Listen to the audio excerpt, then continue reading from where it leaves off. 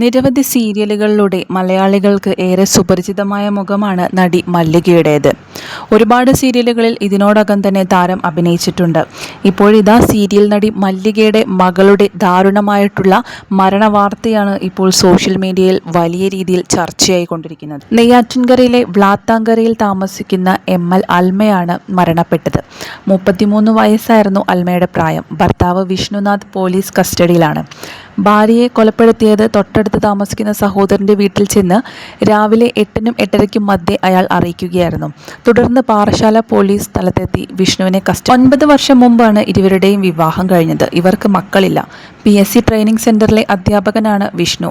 ഭാര്യയെ കൊലപ്പെടുത്തിയതിനു ശേഷം സമീപത്തെ സഹോദരന്റെ വീട്ടിലെത്തി വിവരം പറഞ്ഞതോടെയാണ് സംഭവം പുറത്തറിയുന്നത്.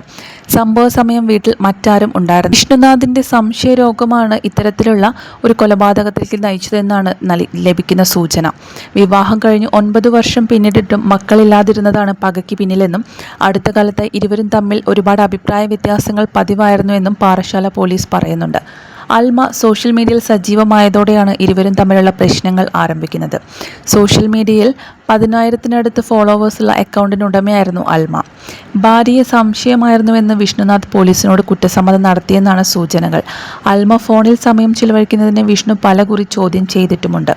ഇവർ തമ്മിൽ ഒരുപാട് പ്രശ്നങ്ങളും പതിവായിരുന്നു. അൽമയുടെ ഫോൺ സൈബർ പരിശോധനയ്ക്കായി അയച്ചിട്ടുണ്ട്. ശനിയാഴ്ച ഉണ്ടായ വഴക്കിന് പിന്നാലെ ഞായറാഴ്ച രാവിലെയും ഇരുവരും തമ്മിൽ തർക്കമുണ്ടായിരുന്നു.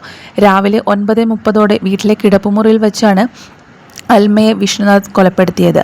2 ആഴ്ച മുൻപ് വാങ്ങിയ വെട്ടുകത്തി ഉപയോഗിച്ചാണ് ആക്രമണം നടത്തിയതെന്ന് പോലീസ് അന്വേഷണത്തിൽ കണ്ടെത്തി. PSC സെന്ററിലെ അധ്യാപകൻ കൂടിയായ വിഷ്ണുനാഥും അൽമയും തമ്മിൽ 9 വർഷം മുമ്പാണ് പ്രണയിച്ച് വിവാഹം കഴിച്ചത്.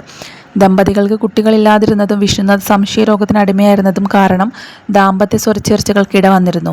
വീട്ടിൽ അഭിപ്രായ വ്യത്യാസങ്ങൾ പതിവായിരുന്നുവെന്നും അൽമയുടെ മാതാവും പോലീസിൽ നൽകിയ മൊഴിയിൽ പറയുന്നുണ്ട്. പാറശാല പോലീസ് അറസ്റ്റ് ചെയ്ത് നെയ്യാറ്റിൻകര കോടതിയിൽ ഹാജരാക്കിയ വിഷ്ണുനാഥിനെ റിമാൻഡ് ചെയ്തു. കസ്റ്റഡിയിൽ വാങ്ങി കൂടുതൽ ചോദ്യം ചെയ്താൽ മാത്രമേ മറ്റെന്തെങ്കിലും കാരണം ഉണ്ടായിരുന്നോ എന്നുൾപ്പെടെയുള്ള വിവരങ്ങൾ വ്യക്തമാകൂ എന്നും പാറശാല പോലീസ് അറിയിച്ചു. മകൾ അൽമയുടെ ഇത്തരം ദാരുണമായ മരണത്തിൽ തകർന്നിരിക്കുന്ന നടി മല്ലികയെ ആശ്വസിപ്പിക്കാൻ നിരവധി പേരാണ് എത്തിയിരിക്കുന്നത്.